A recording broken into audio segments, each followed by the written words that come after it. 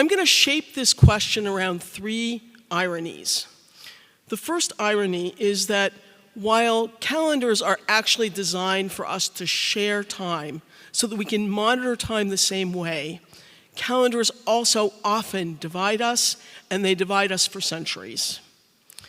The second irony is that Orthodox and Roman Catholics, and Bishop Job mentioned this the other day, we use the exact same formula for calculating our choice of date for Pascha.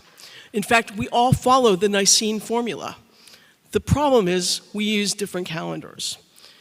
The third irony is that from the days of Nicaea until now, everybody has said, we are going to leave it to the astronomers. We are going to leave it to science to tell us when the proper dates are. And I believe today's science is so accurate that it can actually not help us in this, because all of these dates change every single year. So let me go through these point by point. So calendars divide us. People maybe don't remember this, but there was a time in the Jewish history when Pharisees and Sadducees actually calculated the dates for Passover differently. They had different calendars, and they did not celebrate Passover at the same time. Calendars divided them. There were the city-states of Greece that each city-state had their own calendar. So when it came time to plan festivals, they couldn't plan them together because, again, there were problems of calendar. The Egyptians had in their ancient history a civil calendar which followed the sun and a religious calendar which followed the moon. And so these led to major differences. In addition, the 7-week tradition has not been common for all, the 7 days per week tradition has not been common for everybody. Ancient Rome, pre-Julian calendar, used an 8-day week.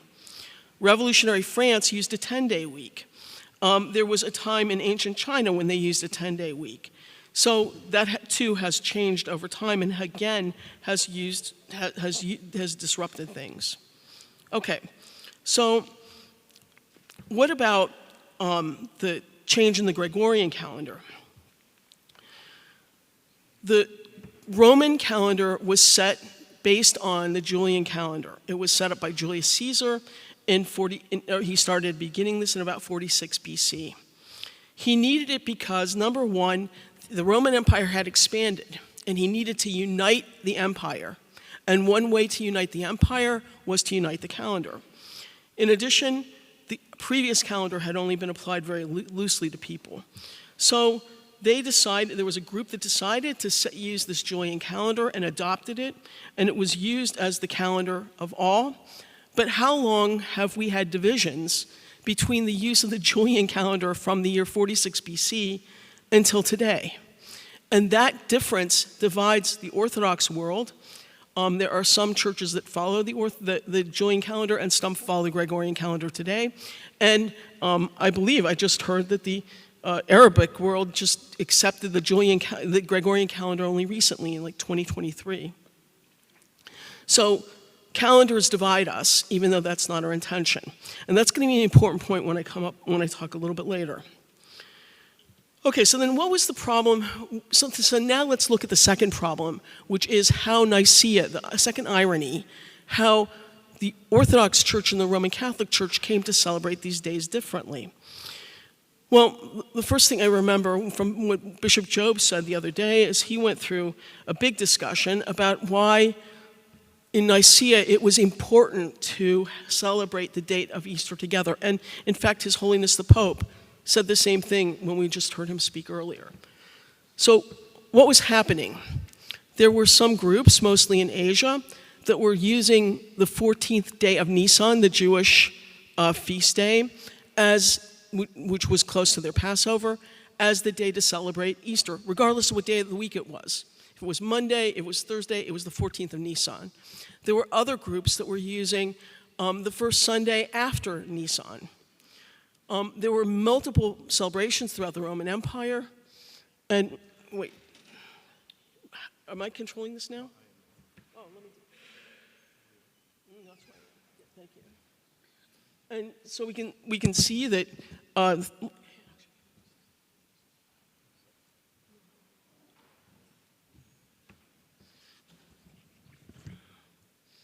so all of these different groups celebrated Easter on different times, and this was considered to be important. So Constantine got people together, and he said, we have to have a unified celebration. Honestly, Constantine also said he did not want to celebrate Easter with the Jewish people, and that's why he changed. So he fought to be able to have the Christians be distinct from the Jews, and this was important to him. So what were some of the decisions? Some of the decisions were that Pascha must be celebrated on a Sunday. It must not coincide with the Jewish Passover, and in fact doesn't need to follow the Jewish Passover. The interpretation was based on what Alexandria had established as the astronomical principle, and this was in fact what the Church of Rome was using, which was that it should be the first Sunday after the first full moon after the first vernal equinox. What they then did is they turned to the astronomers of Alexandria. So here we have the church turning to science and saying, please help us set what the right day should be. And they celebrated this appropriately. This created uniformity, or at least apparent uniformity, throughout the church. This is from the text from the letter of the Synod in Nicaea to the Egyptians. This was not found in the Latin text, it's found in the Greek text. We also send you the good news of the settlement concerning the Holy Pascha, namely that in answer to your prayers, this question also has been resolved. All the brethren in the East who have hitherto followed the Jewish practice will henceforth observe the custom of the Romans and of yourselves, and of all of us who from ancient times have kept Easter together with you.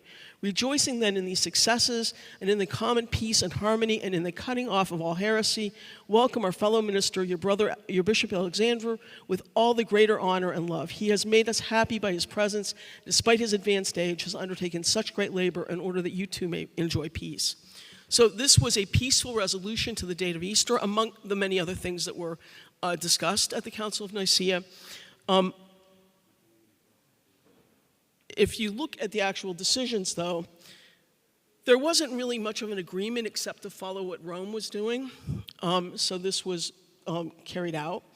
I won't go through all of the individuals who spoke at this time, but it was important that it not be celebrated in accordance with the Jews. And the council deferred to Rome to set the date, which was the first Sunday after the first full moon, after the first day of spring. And then to Alexandria to come up with when the lunar full moon would be and when the first vernal equinox would be. So despite all of these, these are the calculation differences between Orthodox Easter and Western Easter from 1994 to 2034. And you can see that there are a few years when it coincides, and there are a few years when it's very disparate. So if we all use the same formula, what's the difference?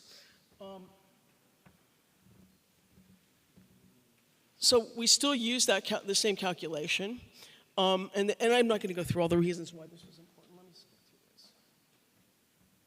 And probably everybody here knows that the Julian calendar was inappropriate because it was off by first 10 days, then 11 days, then 12 days, and now 13 days compared to when the actual vernal equinox falls. So if you look at when the first day of spring should be, the Julian calendar is now, today, 13 days behind that. So in fact, if we look at the way the Orthodox calculate Easter, we are not actually celebrating it on the first Sunday after the first full moon after the first day of spring.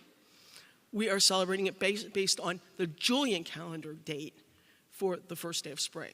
So we're not actually following the Nicene formula for Orthodox. Okay.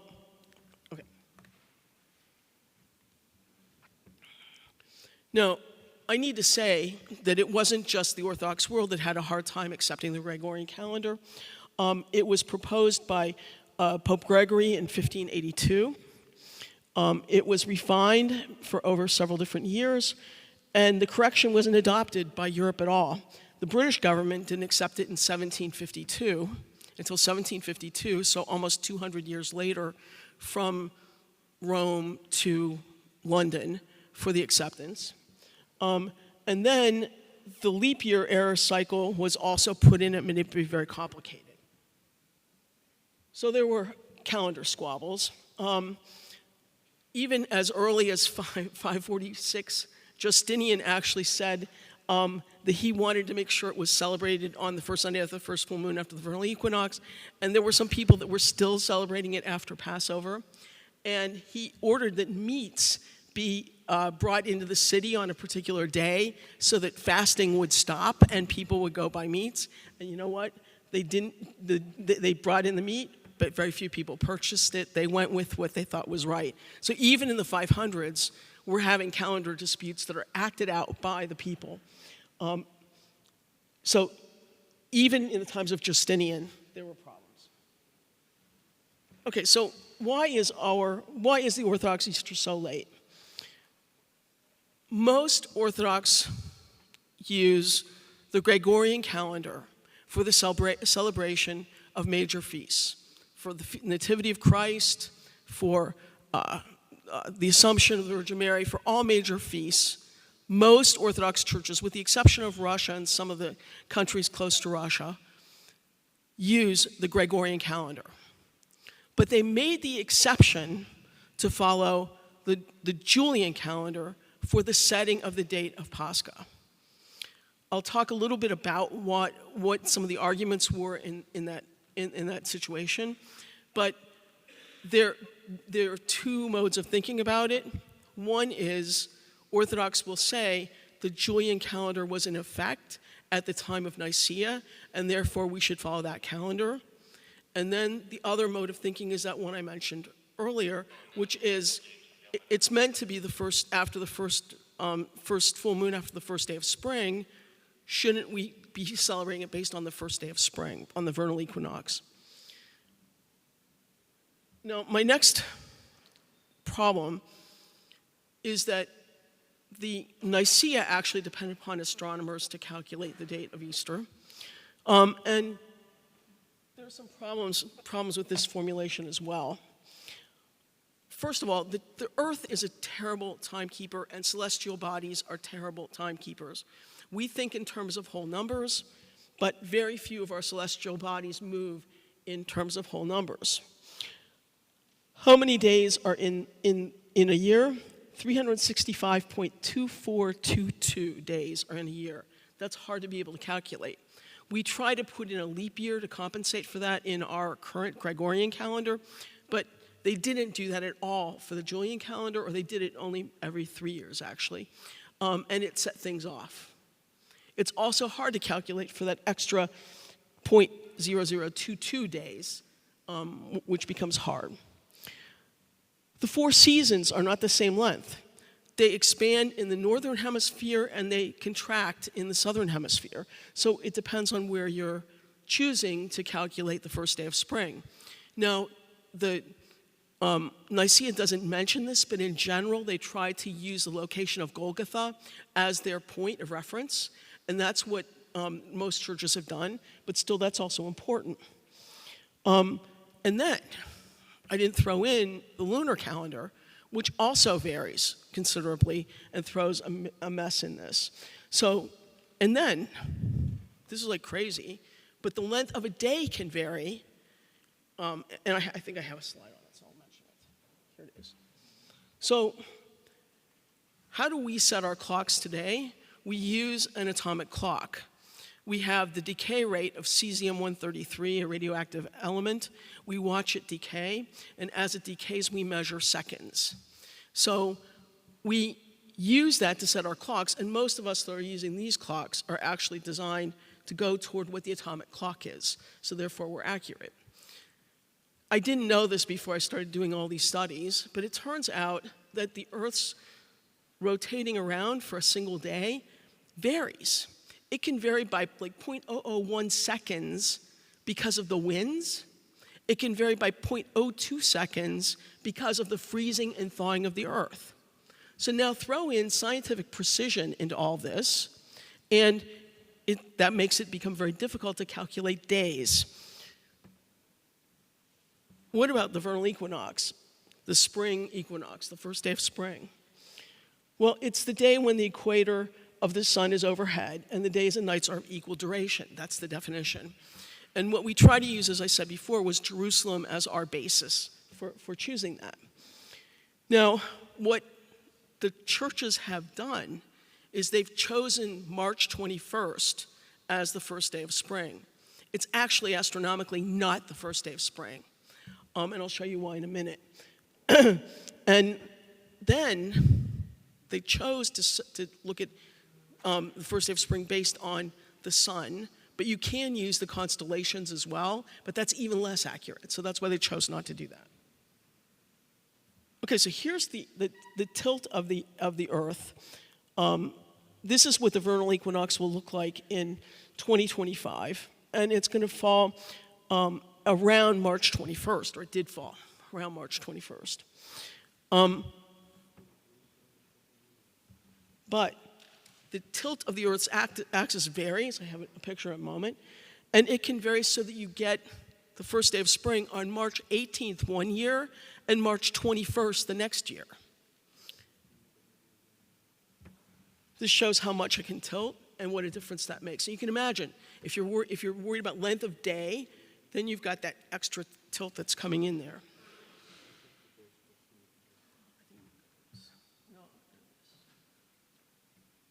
Okay, so in 325, the Julian calendar was in use, and the first day of spring was March 21st, and so it all set up fine.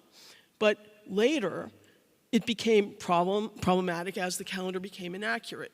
But today, the first day of spring can actually be March 18th. The church will calculate it on March 21st. The Roman Catholic Church will calculate it on March 21st. So we're not actually following the scientific approach. Nobody is. Nobody's following the science. The second thing is then, another complexity, we don't calculate Easter just based on the sun. We calculate it based on the moon too. The moon has its own variations. So a typical Metonic cycle, and the Metonic calendar is normally 12 years of 12 lunar months and 7 years of 13 lunar months. That's how people calculate it. So now imagine that you have to calculate when the first full moon occurs. The first full moon can occur very differently from one or another. The Julian calendar right now is about 5 days behind for most months, for most years, but it can be very different lengths as well. And, this is just a depiction.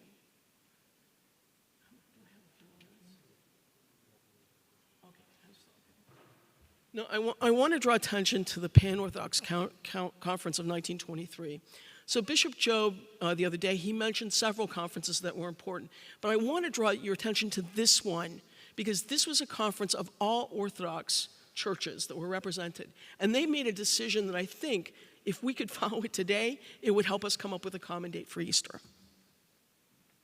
So the Pan-Orthodox Conference was an invitation. The churches that it showed up were the Alexandria, Antioch, Jerusalem, Serbia, Cyprus, and Romania. And remember that at the time, there was no church in Russia. This is in just post-Soviet times. They said, this was the quote from the Metropolitan of Montenegro, "We do not advocate the adoption of the Gregorian calendar because such a thing would be a harmful influence, not just to the religious sentiments of our own Christians, but in general for the welfare of orthodoxy." Okay? This was one attitude, and that's how the council started off. But then they started to discuss things. And they talked about many issues, and they looked at the canons and the calendar question. And they asked the questions, is it necessary for the Pascha change to be an adjustment of movable feast days as well? And this is when the church recommended the move to the Gregorian calendar for the fixed feast days and not the movable feast days. But then they asked the question, are there parts of the church that perhaps would not accept the reform? Now, what did I say in the beginning? Calendars divide. So what were they worried about here? They were worried about division within the Orthodox Church. And that's why they discussed this. All the same, they decided that the celebration of Pascha from Nicaea dealt with the requirement for the celebration of the greatest of the Christian feasts by all churches everywhere at one and the same time. So they noted that this was important. They saw the change to a new calendar as a practical benefit to Orthodox immigrants in America, especially. They reviewed many different plans.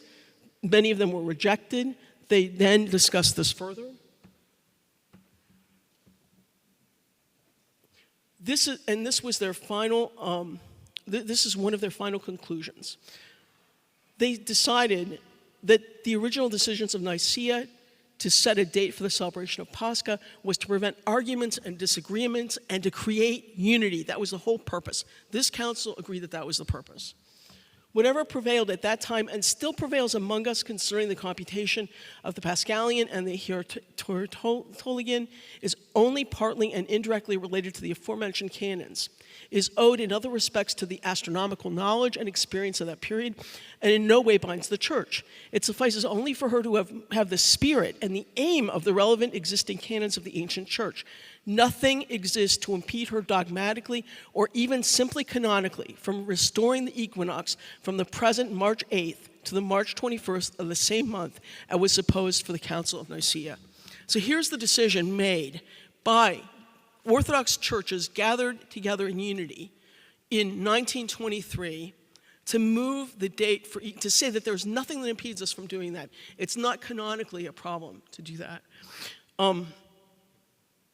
I'm at time. I'm not going to go through all the rest of this, but I want to just end my references. Okay, move my comments. So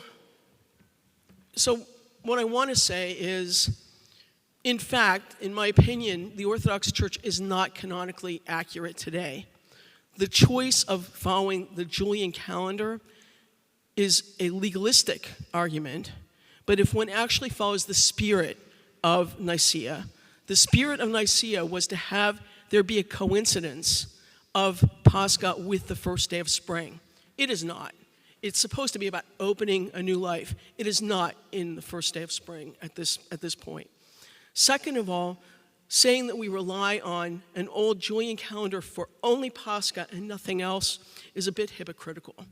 I do know that what motivates a lot of this is fear of division within the church, and that has been a motivator. And with that, I'll end. Thank you very much.